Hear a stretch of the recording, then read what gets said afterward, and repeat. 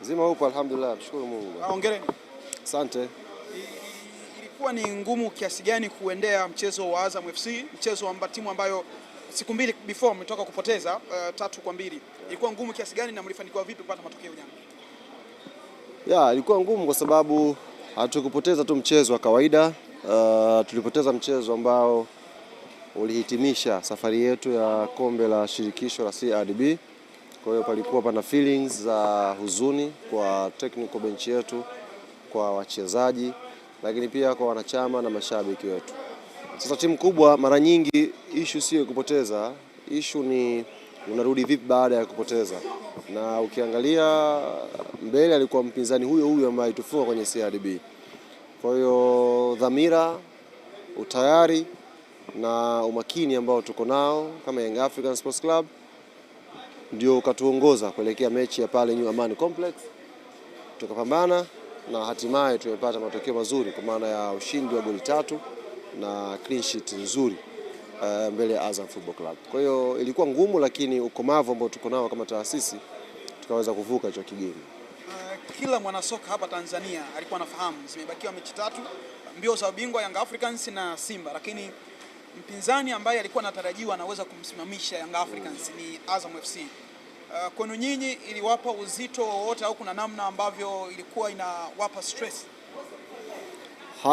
Kama unakuwa bingwa mtetezi, maana yake unatakiwa uvuke vikwazo vyote. Kwa sisi malengo yetu ni ubingwa. Sisi hatuna malengo ya kujenga timu kila msimu. Sisi tuna malengo ya kuchukua ubingwa. Kwa hiyo tulikuwa tunajua Azam ni mpinzani mgumu kama wapinzani wengine. Tunataka tupambane tuchukue ubingwa. Na sio tu Azam, tuna mechi na TRA Jumamosi ambao ni mechi nyingine ngumu. Tuna mechi na JKT ambao ni mechi nyingine ngumu.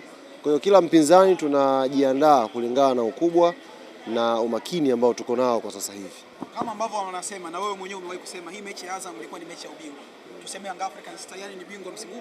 Kama kuna kosa kubwa wana Yanga tutalifanya kwenye maisha yetu ni kuamini kwamba sisi tumeshachukua ubingwa wa ligi kuu baada ya kumfunga Azam FC. Nimeona kuna kundi fulani la machawa limepandikizwa kwenye maredio mbalimbali mitandaoni wakisema bila mashaka yoyote kwamba Yanga tayari ni bingwa. Huo sio uhalisia, ni uongo. Wanatuingiza kwenye mtego wa sisi kurelax, alafu wapindue meza, mwisho wa siku waje watucheke ujinga tifika tarehe 30. Niwaambie wana Yanga, shughuli bado mbichi. Tuna mechi dhidi ya TRA ambao mzunguko wa kwanza tuliangusha alama 2 kwenye uwanja wao nyumbani.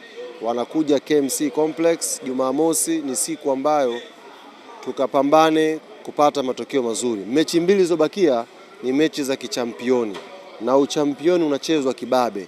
Ndio maana tumesema tunakwenda kuisimamisha Dar es Salaam Jumamosi kwa sababu mwezi huu wa 6 wote Young Africans haijacheza mechi Dar es Salaam.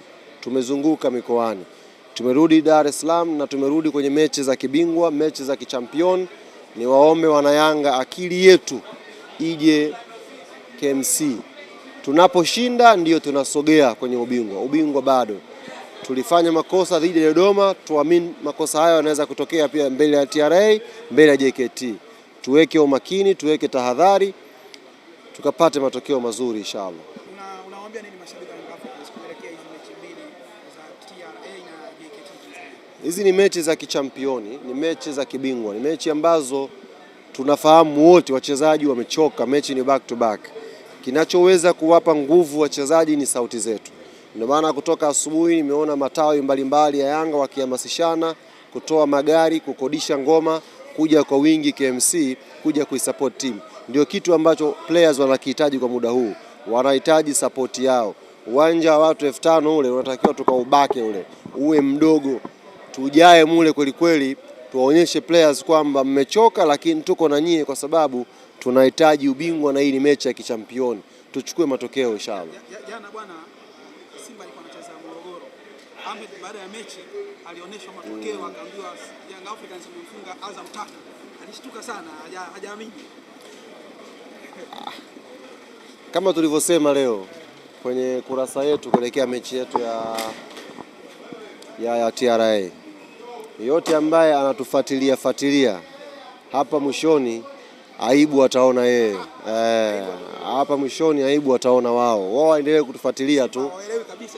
Ya kushangaza yako mengi yanakuja. Kama hawajaelewa la Zanzibar, kuna Jumamosi hapo na TRA KMC. Ya kuwashangaza yako mengi. Ndio maana tumesema kama kuna mtu anatufuatilia mwishoni hapa, mwambie aibu wataona yeye. Sisi Yanga tupo kikazi hapa. Wale walikuwa wanamtegemea sana Azam. Unajua jana anawashika roba. Mimi nafikiri washatimiza malengo yao ya msimu huu. Yes, washatimiza. Kwa sababu kwa hii miaka mitano Simba Sports Club ndio timu ambayo kila msimu ina malengo ya kujenga timu.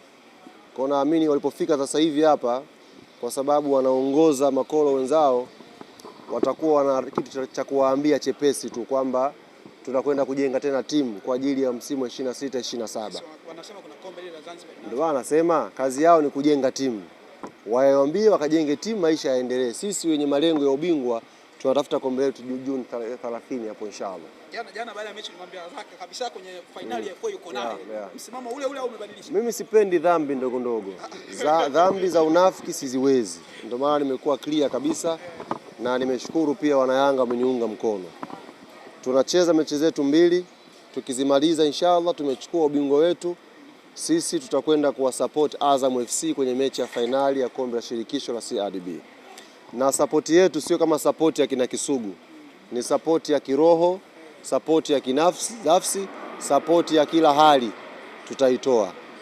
Kama kuna jambo Yanga huwa tunafanyaga tushinde, tutafanya vile vile ili Azam washinde. Dhambi ndogo ndogo mimi siziwezi ndugu yangu. Siwezi kuishi kwa unafiki, mwili wenyewe nimeweza kupata mwaka huu. Nikaanza kupata dhambi za unafiki, mwili ukaanza kuisha. Nataka mwili wangu ni maintain, endelee kuwa na afya njema, kwa unafiki siuwezi. Tukimaliza mechi mbili tukishakuwa mabingwa inshallah tarehe 30. Mungu ametushikia tumekuwa machampioni. Tarehe 1 tunaanza maandalizi ya Azam FC tarehe 4. Nyinyi Yanga mnaanza maandalizi ya tarehe 4. Aibu wataona wao nakwambia.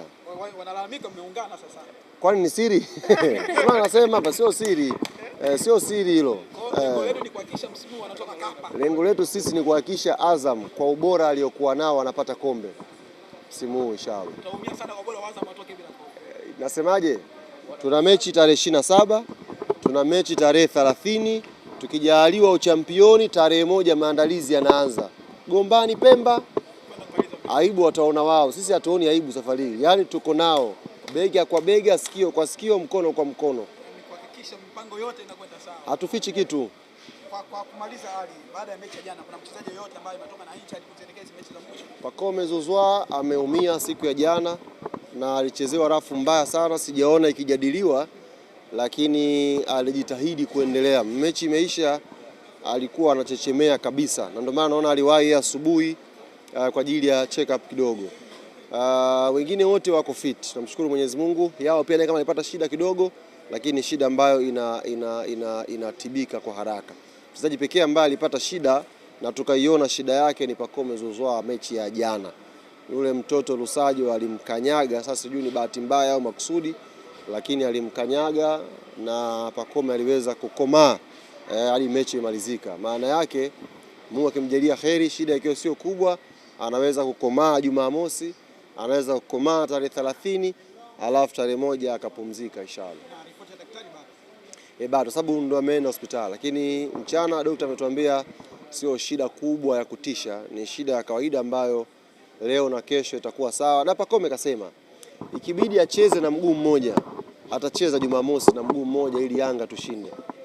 Yaani sasa hivi ndio nakwambia sasa hivi hatuchekeshi. Hapa mwishoni kutana na timu zote. Kutana na timu zote duniani. Sio Yanga iliyobakisha mechi mbili kataka ubingwa. Ahmed alisema jana mmemalizia paki. Kama kuna mtu unamtegemea umtume. Ahmed alisema mmemalizia paki. Atakudhalilisha. Alisema mmemalizia paki Azam. Ndio nasema kama kuna mtu anategemea awasaidie, huyo mtu atawadhalilisha tu. Yanga ikishabakiza mechi mbili, pointi mbili, Yanga inabadilika kabisa ndugu yangu Sostenes. Yanga sio timu unayoelewa. Ndio maana nimekwambia kama wameshangaa jana yaliyotokea New Amani Complex, basi mengi ya kushangaa yanakuja. Hawajayaona. Waje Jumamosi pale KMC, wataona makubwa zaidi. Wanapiga kelele sana ile penalti ya Depo. Penalti ya Depo inapigwa kelele. Haya basi itoe hiyo penalti. tufanye wamefunga wao, wameongoza goli 4-0 dhidi ya Mtibwa. Sisi tumeshinda 2-0. Safi hapo. Wanasema ile penalty iliwa mechi. Yaani Azam alikuwa kwenye mechi. Kwenye mechi. Penalty ilipotokea baada ya kufika. Basi sawa. Tutoe penalty ya Depu, tufanye wamefunga wao. Wamepata goli la 4 jana Morogoro. Wao wameshinda 4 na Mtibwa, sisi tumeshinda 2-0. Kuna shida hapo? Hawataki magoli mengi. Si 4 tumewapa, hawataki. Hawataki. Sisi jana kuna tukio moja la penalty, Imidi Mao Mkami nafikiri alimchezea Depu first half, mjadili kabisa, lakini tukio la Depu aliochezewa foul na Twalib, ile ni clear penalty. Ni clear penalty kabisa. Shida yenu nyie mmezoea penalty mpaka mtu achomwe kisu sijui. Ile ni clear penalty. Depu ukiangalia ni mchezaji mwenye uzoefu, baada ya kuingia ndani aliutegesha mwili. Yule mtoto hana uzoefu, akaja akamsukuma ikawekwa ndani pale. Ni mambo ya kawaida kabisa hayo. Asante sana.